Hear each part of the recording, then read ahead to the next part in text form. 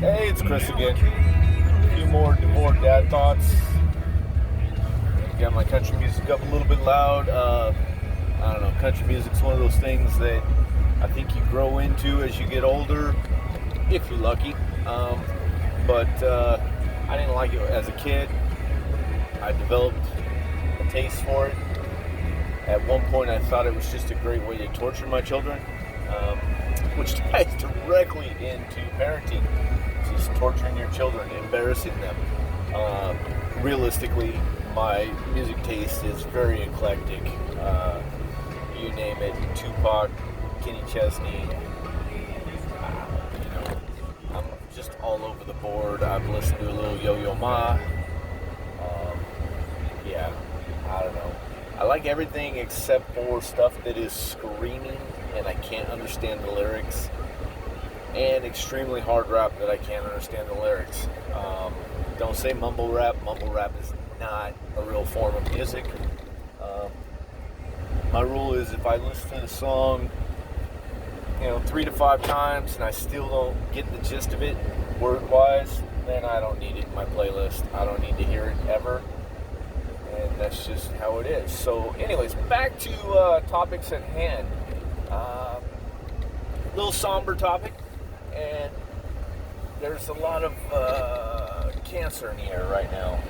And my family has been hit with it in small doses. We've been fortunate that most of the cancer in our family has been removed, dealt with in whatever ways possible. Now, extended family, recently, my mom's cousin has, within 24 hours, my mom's cousin has passed. It consumed her, and then one of her best friends, or childhood friends, I should say, found out that, she's got it, and I don't know much, but it's something in the lymph nodes, and it's aged her and eaten at her, and brings us around to death. And when you have kids, trying to deal with it, trying to explain to them what is happening, what has happened, and I don't know how you do it. I'm not sure if there's any right way. I know there's no right way to mourn, but I don't know how you explain to children about death. I was fortunate. I had my grandmother who had a very different filter, or no filter, I'm not sure. But my grandmother would take me to the circus when I was a kid, and we called her Big Mo. And she was a big woman, and she was bigger than life, big Italian woman. But she'd take me somewhere, have a time of my life. I'm 4 or 5 years old. She's telling me, hey, one day I won't be here. And one day I'll be gone. I'm going to die. Everyone does. But you don't be sad. Do not be sad. When you have kids, you tell stories about me, and you cherish the times we had. You explain to them all the good times we had, and try and duplicate some of those times. Not exactly, because obviously you're making your own memories, but that's how Big Mo would explain stuff to me. And I'm a little kid going, what? You're gonna die? No, this isn't happening. But that was how she did it, which really kind of screwed me up when she did die, because I was prepared. My mother was not. My mom fell apart. Everybody was sad, but my grandma prepared me. So it's just a strange deal. But that's how it is in my family, as far as my grandma prepared me. But when it comes to telling children and explaining what is going on with them, I just don't know how you do it. I don't know the right way. I mean, recently I have had, our dog died, and Mia was an intricate part of the family. I mean, just a character, and she's one of the kids. That's all there was to it. And, she got older, and she was a few years shy of,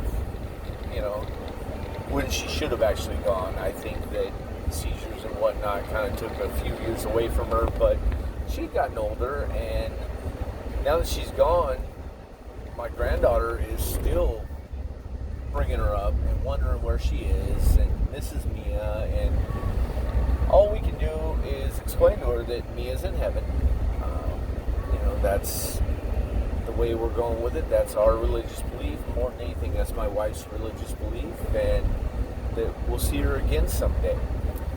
My granddaughter doesn't have a real good concept of what heaven is.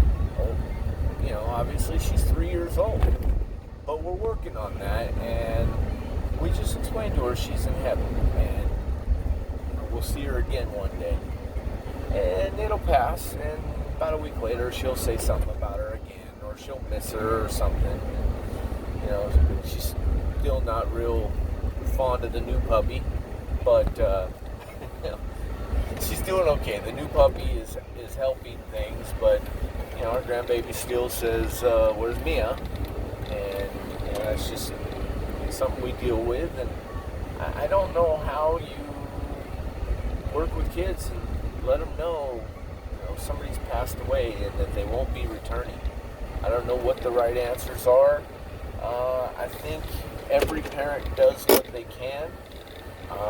And on that note, it is 100% the parent's responsibility to explain to their children exactly as they want to explain to their children what took place.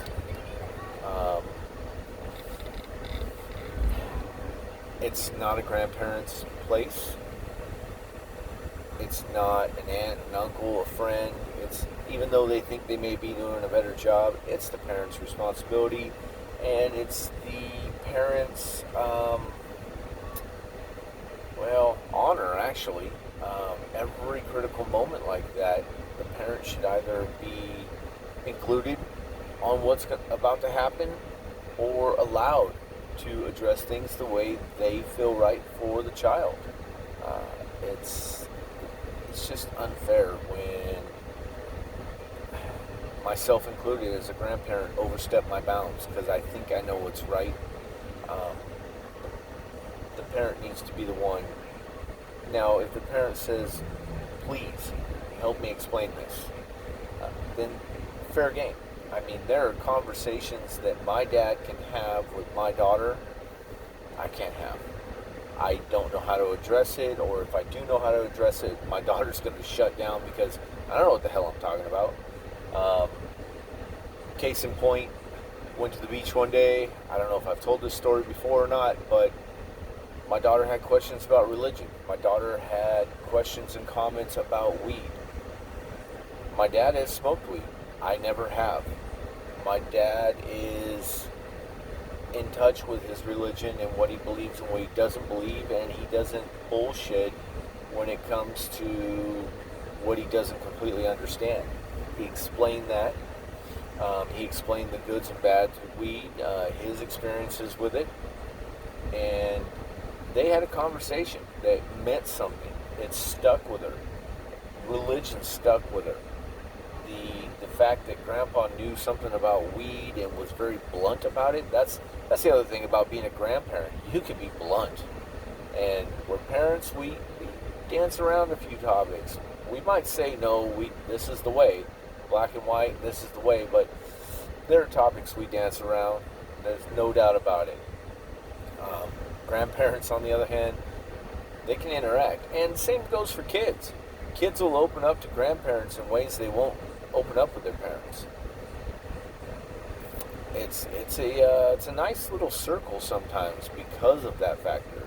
I've had conversations with my dad that I knew would come back around, and my daughter would bring them up, and it worked out great, Or my dad relayed things that my daughter was going through. Anyways, that's a lot of ramblings, and I just death in the family. I guess you just approach it as you will. Walk into it and do the best you can. We're parents. That's all we can do is do the best we can and try. Love your kids. Squeeze them. Spoil them rotten. Send them out in the world. Hope they're good people. All right. Have a good weekend.